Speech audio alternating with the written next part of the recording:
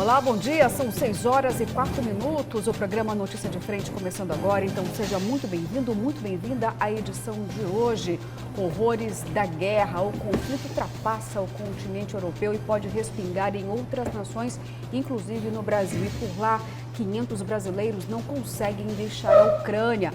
E aqui ainda na economia, o agronegócio pode sofrer consequências. Teremos ainda nesta edição uma entrevista especial com o deputado Carlos Avalone. Vamos falar do Pantanal Mato-Grossense. Tudo isso e muito mais a partir de agora. Então, bom dia para você, Kleber Lima, seja bem-vindo. Não falei sextou, não comecei aqui de forma muito alegre, porque infelizmente não consigo, porque temos irmãos morrendo diante de uma guerra sangrenta, injusta, eu diria, inocentes perdendo a vida, Kleber Lima.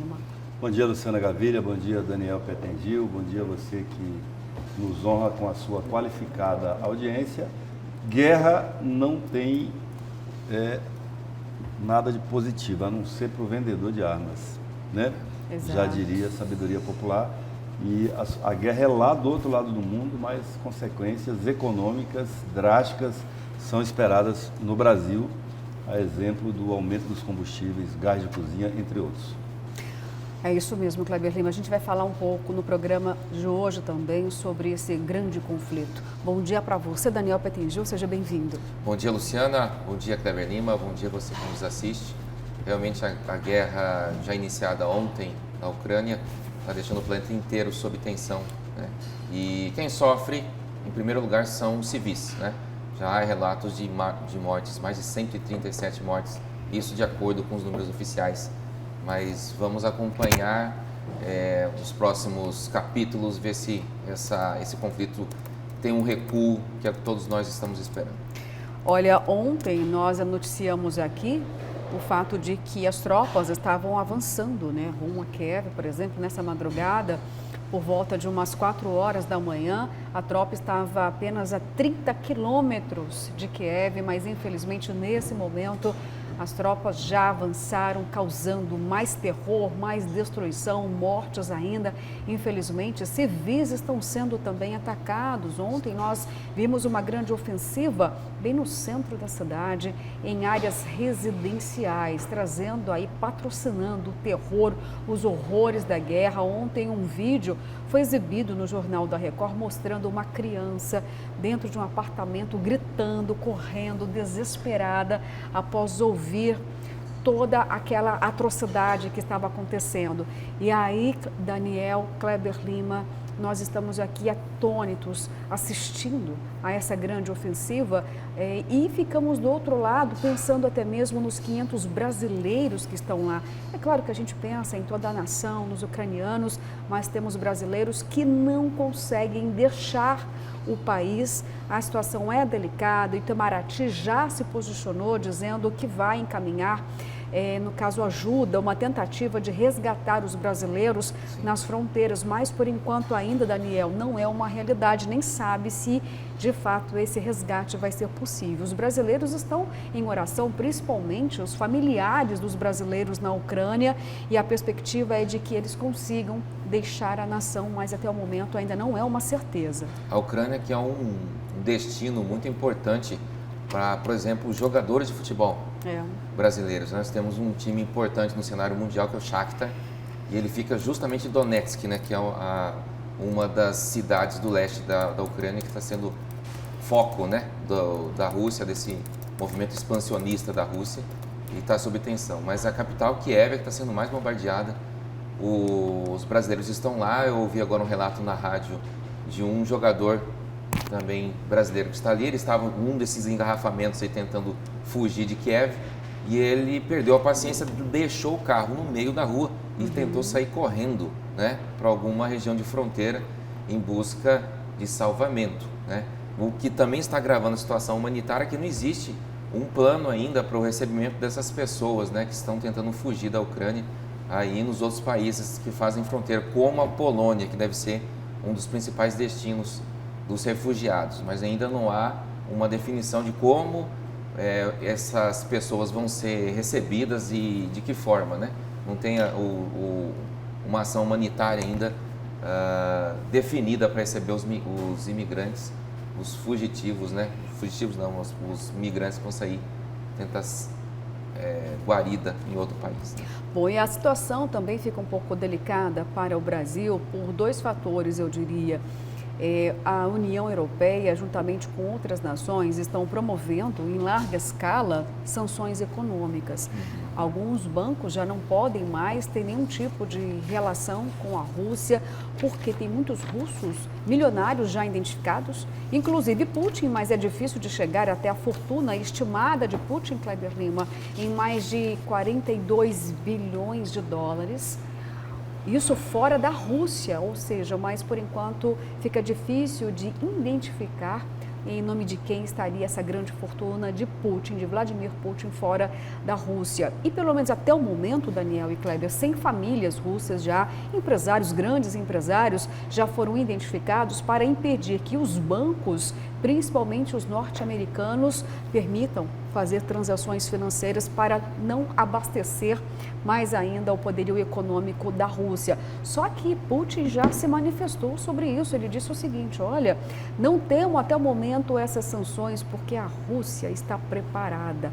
Ou seja, isso é muito preocupante porque ele quis dizer que não há nesse momento nenhuma preocupação em perder recursos, ele tem preparo para isso.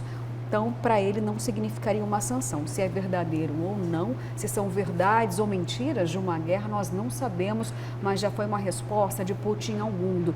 E aí as nações também se organizam para outras sanções. Por exemplo, Kleber Lima, sabemos que o Brasil alimenta também os russos, tem exportação da carne suína, mas em contrapartida, a Rússia fornece para o Brasil, para o agronegócio, 90% dos fertilizantes. E ontem nós tivemos declarações de Mourão, inclusive o presidente da República, Jair Messias Bolsonaro, já desautorizou Mourão a falar sobre a guerra, porque Mourão disse o seguinte, comparou o Putin a Hitler e disse o seguinte: mas como assim? Vamos ficar apenas com sanções, com um apoio no papel? Nós não vamos também unir as nossas forças para ajudar os nossos irmãos ucranianos? Aí o presidente desautorizou, disse que apenas ele pode falar a respeito das articulações para esta guerra, Kleber. Muitas tensões. Muitas tensões, e eu me lembro que quando da crise do leste europeu, que resultou no fim da União Soviética, a promessa é que este tipo de guerra imperialista nunca mais aconteceria. Pois é. Tem 33 anos isso. Fica a lição de que os extremos, eles não são ideológicos, eles são de conveniência, né? Então, tanto faz ser de direita ou de esquerda, quando é extremo, ele, e ainda mais no interesse imperialista de anexação de povos, de poder pelo poder, as consequências são as mesmas. As mesmas, né? E o Putin é imperialista, né? Imperialista de direita, né? Desse novo bloco de direita que está se formando no mundo, ou que tenta se formar, não é por outra razão que o nosso presidente lá esteve já na antessala da guerra, né? Na antessala da guerra, e agora tem uma reação desta, desautorizando o vice, que tem uma posição mais sensata, né? Que é o que o mundo está fazendo. O mundo ocidental inteiro reprovando, repudiando essa invasão bárbara, desproporcional. O exército russo é 5, 8 vezes maior do que o exército ucraniano. Não é uma guerra por nenhum motivo justificável, é uma guerra mesmo de anexação. E o poderio bélico atômico da Rússia que preocupa. É a segunda, aliás, é a maior potência atômica hoje do mundo, né? Possui mais armamentos nucleares do que os Estados Unidos. E já fez a ocupação até mesmo de Chernobyl, que representa uma ameaça para toda a Europa, principalmente. E o paralelo que o Mourão fez com a Segunda Guerra Mundial tem razão de ser, sim, porque o Hitler começou esse movimento expansionista dele, tentando invadir ali a Áustria, depois parte da Tchecoslováquia, e isso não parou, né? Não, vai só até aqui. De repente já tinha expandido para outros países ali, foi invadindo a Polônia e tudo, e assim começou a Segunda Guerra. E o Mourão também citou as outras nações ali nos arredores da Ucrânia, como a Moldávia, se eu não me engano, que o Putin já estaria de olho. Então, se ele gostar desse movimento imperialista, expansionista, a Rússia, que já é o maior país do mundo, mas quanto mais terra melhor, né, pro Putin. Se não houver um freio, uma sanção um pouco mais rígida, ele vai continuar essa marcha aí, tentando invadir também outras nações próximas da Rússia. Bom, daqui a pouco voltamos a falar mais sobre esse grande conflito. Bom, porque agora eu vou chamar ao vivo a participação do repórter Oliveira Júnior. Ele vai trazer para a gente detalhes sobre a decisão do STF que vai reconduzir a presidência da Assembleia Legislativa. O deputado Eduardo Botelho lá. Bom dia, Oliveira, para você. Conta para a gente os detalhes. E aí teremos então o retorno. Já era algo que esperado ontem mesmo até. O presidente Max Russi, já em tom de despedida, de aceitando esse desfecho, já dava a tônica de que realmente isso iria acontecer, seria a decisão do STF. Conta pra gente os detalhes, então, sobre essa modificação aí na L.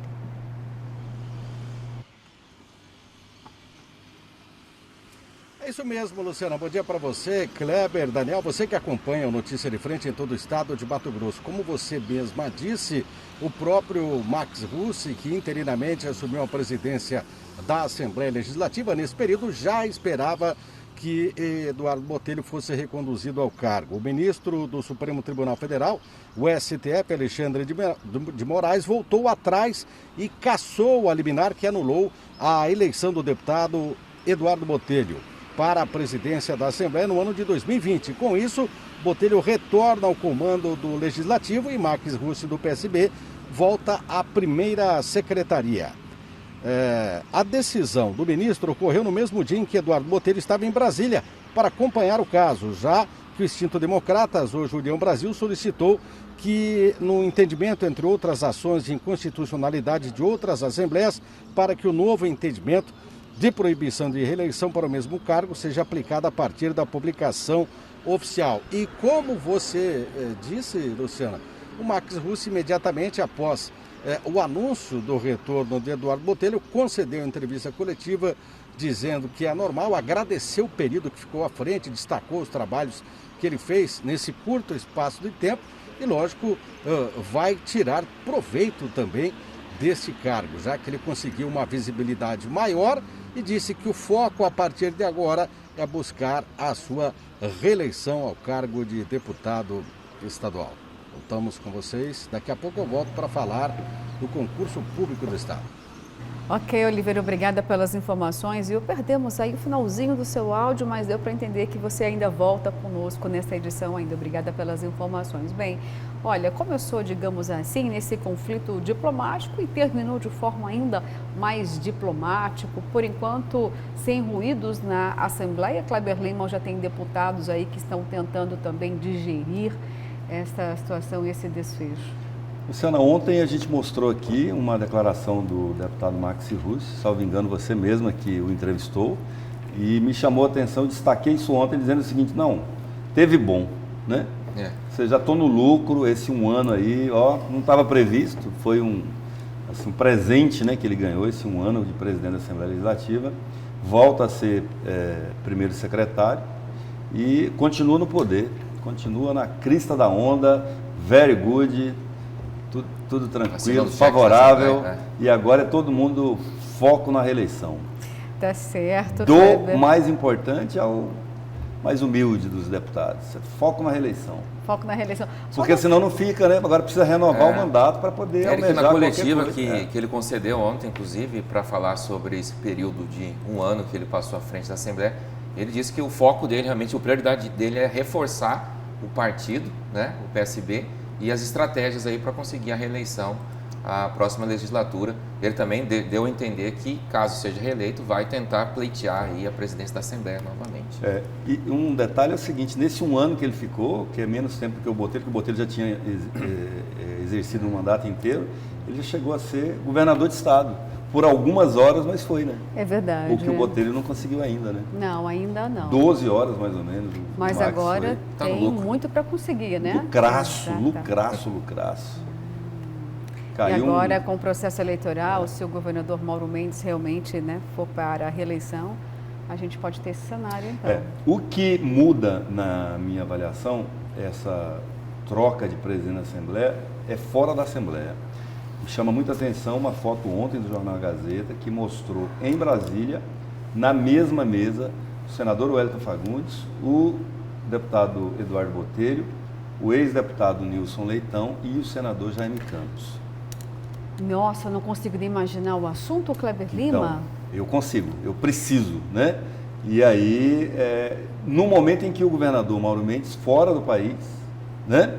Mas deixou aqui as pessoas pensando do quão distante da classe política ele é. Inclusive, deixou, antes de viajar, no ar aqui, ele não se posicionou para dizer, não, isso não é verdade, não procede, não estou discutindo isso, a possibilidade de ter o Mauro Carvalho como vice dele Exato. Na eleição desse ano. O que o tornaria ainda mais restritivo em relação à classe política, né? Então, eu acho que a assunção do Botelho... O Max não, o Max é mais alinhado com o Mauro Mendes. O Botelho é Eduardo Botelho de Campos. Ele é Campos, ele é de Livramento. Livramento é o maior bairro de Várzea Grande, depois do Cristo Rei. Historicamente, eu estou falando isso com todo respeito à população de Livramento, mas é praticamente um puxadinho de Várzea Grande, diferente de Poconé. Poconé tem autonomia, tem vida própria na política. Agora, Livramento não, Livramento é altamente dependente. Tanto assim que a gente falou de um parente do Botelho aqui essa semana, que o Nereu Botelho de Campos, que foi prefeito de Livramento e depois prefeito de Várzea Grande. E como você citou, houve essa foto, e esses políticos não fizeram nenhuma questão de esconder que estavam ali reunidos e falando sobre política, realmente. Não houve nenhum outro assunto, obras, infraestrutura, não. Falaram sobre política eleitoral e estratégias para este ano de 2022, né? E ali o Botelho, depois questionado, disse que houve rumores, inclusive, que a imprensa questionou. Você vai ser convidado para ser vice do Wellington Fagundes, caso o Wellington saia como candidato ao governo dele. Olha, não conversamos ainda, mas seria uma honra, né? Ele até admitiu isso. Seria uma honra se caso isso acontecesse. Quer dizer, as articulações, e aí também com o ex-deputado Nilson Leitão, que é do PSDB, né? Também estava ali conversando por enquanto.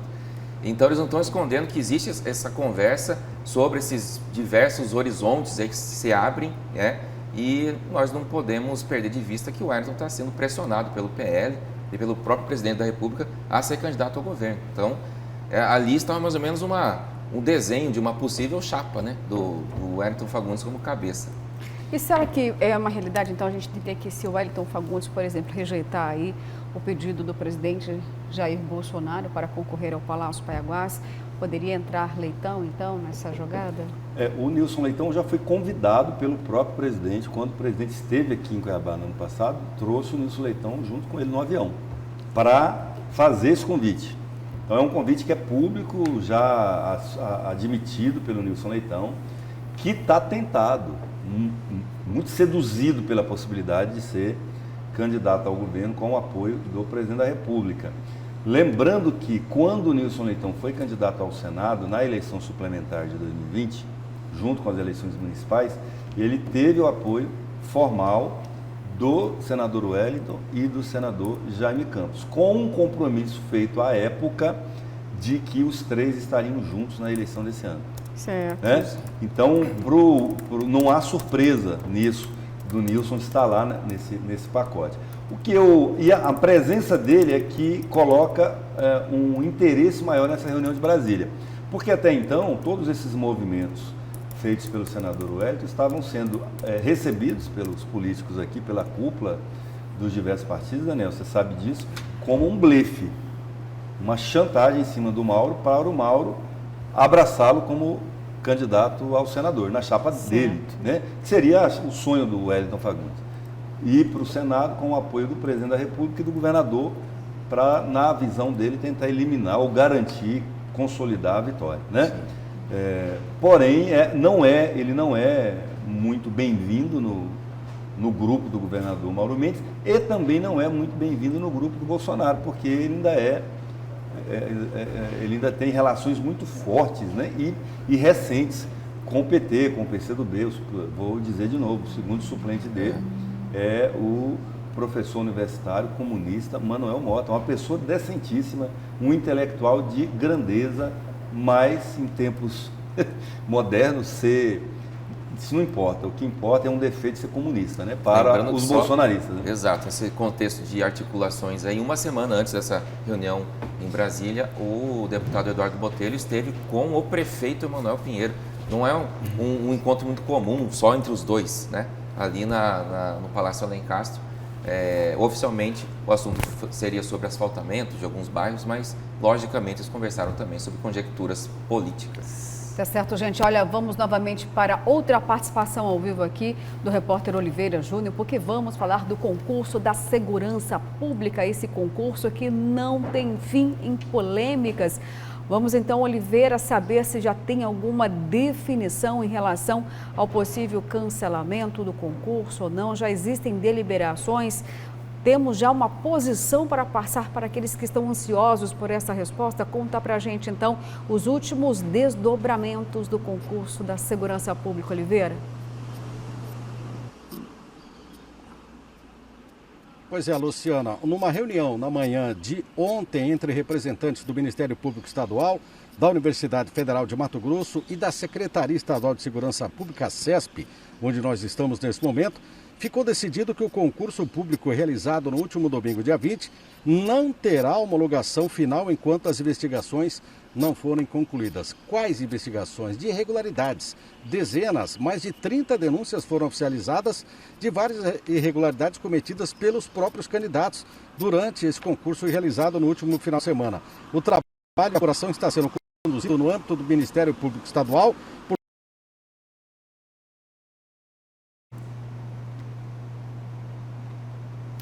Olha, infelizmente cortaram aí o sinal, um probleminha no sinal na transmissão da participação ao vivo do repórter Oliveira Júnior, mas já conseguimos compreender aí aquilo que ele estava dizendo sobre o concurso público. Já conseguimos então restabelecer o sinal.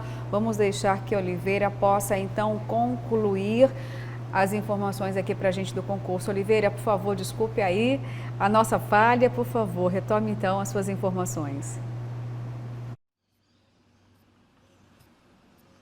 Tá, então vou repetir a informação, Luciana.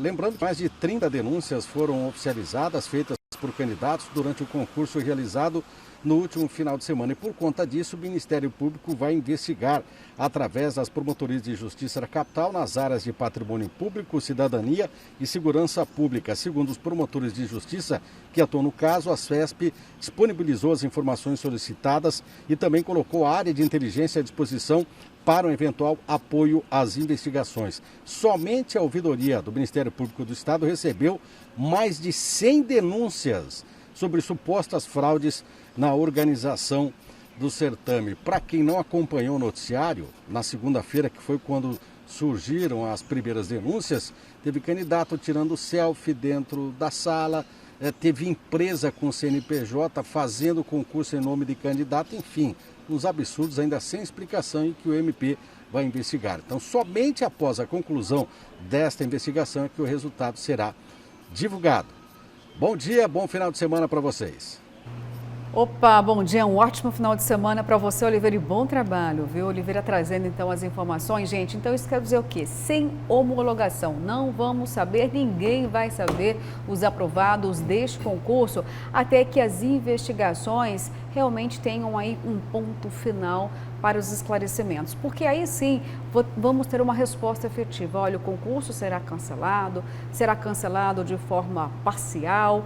Então, Daniel, pelo menos é uma decisão que vai trazer menos conflito, penso eu, porque de acordo com o governo, a previsão de convocação dos aprovados já teria para junho ou julho, no primeiro semestre, 1.200 convocados. Pode ser que esse prazo ainda seja respeitado, pode ser que não, dependendo do curso das investigações, e são muitas denúncias. Mas a mais grave até o momento, nós já ventilamos aqui ontem, o fato de que a prova foi colocada, a disponibilidade dela na internet, né? Então, ou seja, existem realmente aí um andamento para ser respeitado. A suspensão é um caminho natural, né? Foi sensata.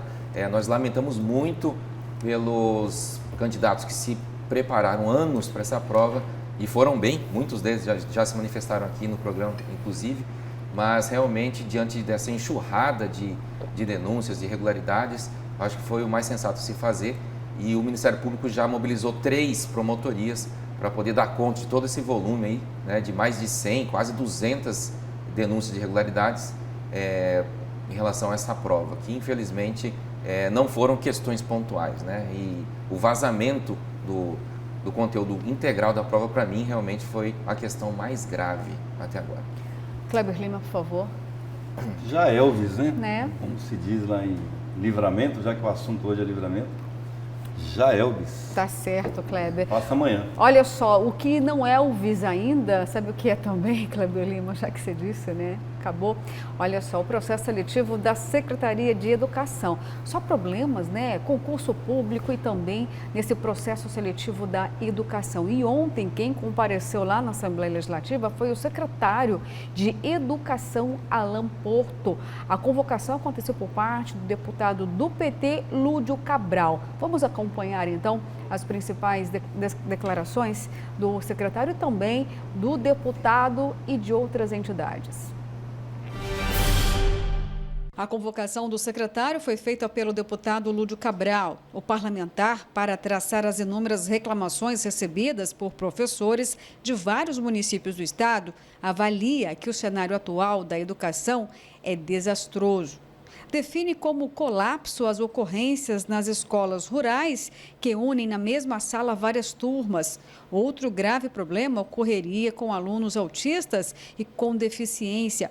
A falta de profissionais para atender esse público e caos na atribuição de contratados, resultando em dispensa de alunos que ficaram sem professores. Há um desmonte que vem acontecendo na educação desde que o atual governador assumiu o mandato. A contratação de professores interinos foi feita por um mecanismo ilegal, carregado de vícios, que culminou agora, após a divulgação do resultado, um colapso. A mestre em Educação Rural e presidente da Associação dos Moradores da Nova Galileia explica as deficiências estruturais da educação no campo e os prejuízos ao aprendizado destes alunos. Tinha 2 professoras na minha escola, nós seguramos as aulas durante uma semana e até hoje nós não temos professores, os alunos não tinham merenda, a diretora foi para dentro da cozinha fazer merenda. Já a presidente do Conselho da Defesa da Pessoa com Deficiência denuncia o número insuficiente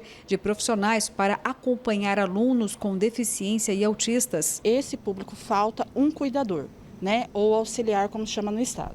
Né? Então, assim, fica um cuidador para 5 alunos com deficiência ou 4. E ela fica no corredor. Como que vai ajudar a inclusão? Né? Apesar que ele é para o manejo pessoal, né? Para ajudar na higiene pessoal, tudo. E ele ficando sozinho dentro de sala, ele pode sofrer bullying, porque já ocorreu casos de agressão, né? De bullying na escola. Então, eles necessitam desse acompanhamento dentro de sala de aula também. De outro lado, o secretário Alan Porto nega qualquer colapso na educação. Explica que 62% dos profissionais são servidores efetivos e apenas 38% são temporários, que a mudança no processo seletivo, que deixa de ser por pontuação, traz menos transparência e que não houve problemas na atribuição. E nega também que aulas foram suspensas por falta de professores. Todos os processos que a SEDUC faz têm sua transparência, têm a sua publicação. E hoje nós vamos esclarecer todos os pontos aqui nessa reunião. Na educação inclusiva para autistas e pessoas com deficiência, o ensino no campo também não teriam conflitos que prejudicassem os alunos. Na Secretaria de Estado de Educação, nós temos 850 auxiliar de turma que acompanham esses estudantes. Dos 850, 130 auxiliar de turmas estão em andamento para contratação, para atendimento nessas escolas que assim solicitaram. Bom, gente, vamos ouvir então agora um outro lado também, o do deputado Lúdio Cabral, porque ao final desta convocação e das declarações, o parlamentar teceu aí a sua opinião, se houve satisfação com as respostas do secretário de Educação ou não. Houve um colapso no processo de atribuição, que não houve publicidade e transparência na divulgação das vagas existentes, que a ordem de classificação não foi respeitada e nós iremos, com essa informação, reforçar o inquérito civil que o Ministério Público Estadual já abriu para apurar essas irregularidades a partir de 2 apresentações que nós fizemos. E hoje nós tivemos, assim, inclusive, uma professora aprovada que estava acompanhando pelas redes sociais aqui de Cuiabá e veio correndo para mostrar a situação dela, que é a situação de milhares de profissionais aprovados. A única lista das convocações aprovadas foi apresentada no dia 18 de fevereiro, depois de uma notificação recomendatória do Ministério Público, a partir da representação que fizemos na semana anterior, e essa lista é a prova de que a SEDUC não respeitou a ordem de classificação. E a professora Wanda é a demonstração concreta disso, porque o nome dela aparece como quem optou por não atribuir, ou como quem está aguardando convocação. Ela acompanhou todo o processo de atribuição e pessoas que estão 900 classificações depois dela já foram atribuídas. É a ponta do iceberg de um problema generalizado em toda a atribuição dos aprovados nesse processo seletivo. Em relação aos PCDs... Pois é. Em relação às crianças com deficiência, a SEDUC fez 2 contratos, um de 15 milhões 150 mil reais, outro de 4 milhões e 700 mil reais, com uma empresa de limpeza e conservação, para contratar profissionais para acompanhar nas escolas crianças com deficiência.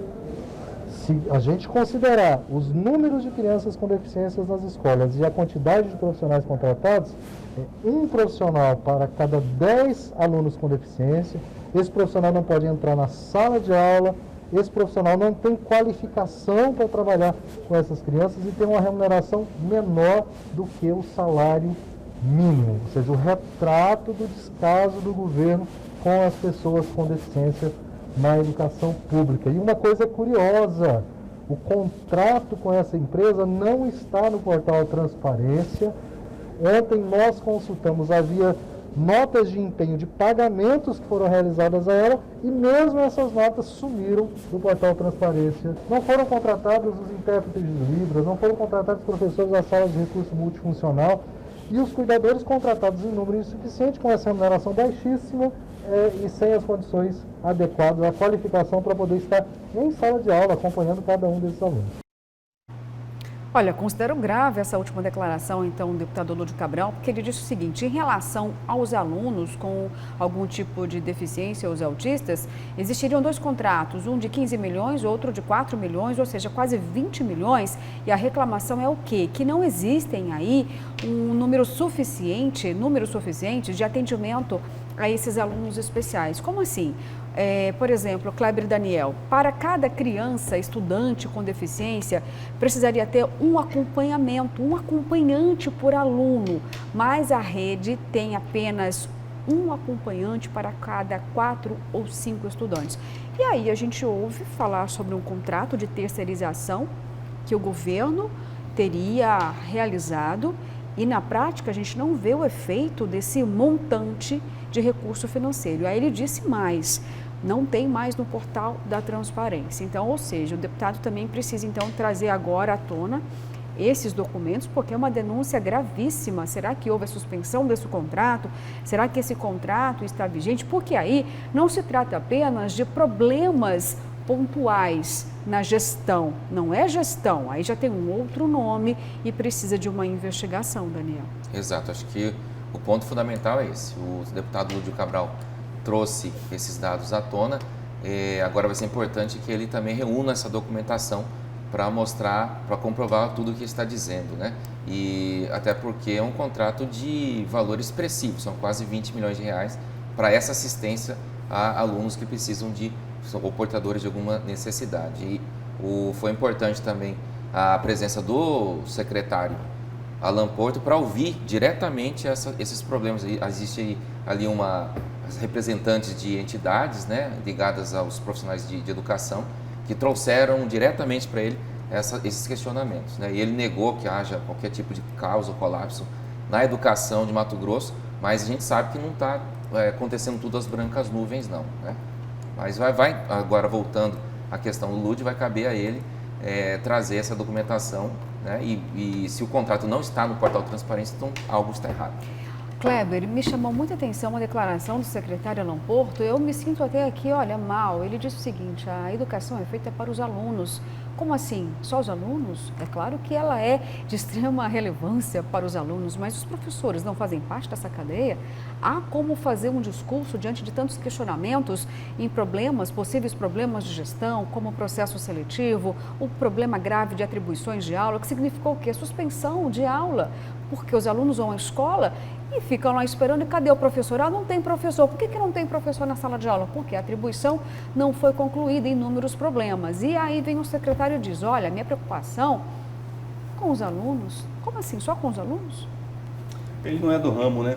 O Alan, vocês já tenham falado isso aqui, ele não é do ramo. E esse é o prejuízo natural. Botar uma pessoa que não é do ramo e não se cerca de pessoas do ramo para tocar o negócio, né? É óbvio que a educação é feita para os alunos, para a sociedade, mas é feita pelos professores. Então é uma conjunção que deve ser feita. Eu faço para, mas com. Sem os professores, secretários, supervisores, não existe educação, né? Só com o secretário, com o governo, com o chefe, não faz educação. Tem que ter o professor, tem que ter a merendeira. Então, assim, é um conjunto de profissionais e é evidente que, se você não leva em consideração quem faz a educação acontecer na hora de planejar a educação, você vai ter problema. É o caso. E aí, a marca da gestão do Alan Porto na SEDUC é a falta de diálogo. Ele não sabe dialogar. Está provado em todo esse processo de reestruturação das escolas, ele é um péssimo diplomata. Se todos os diplomatas do mundo fossem igual a ele, o mundo viveria em guerra. Essa é a minha avaliação sobre o assunto. Vamos continuar acompanhando, né, esse assunto em outras edições, porque o tempo já avançou, gente, são 6h41. Vamos para o intervalo, ficamos com imagens agora da Avenida Miguel Sutil. Vamos ver como está a movimentação agora nesse trecho aí, na avenida mais movimentada daqui da capital. Olha, só sem movimento nenhum, só o sol aparecendo aí. Olha, parece que o tempo vai ser firme hoje, você muita atenção ao volante. Final de semana chegando, não vai ter a festa do Rei Momo não, mas mesmo assim muita gente, olha, acaba ingerindo muito álcool nesses dias, vai para o trânsito. Então, olha, já vai uma dica aí, viu? Cuidado e responsabilidade. Voltamos daqui a pouquinho com uma entrevista especial com o deputado Carlos Avalone.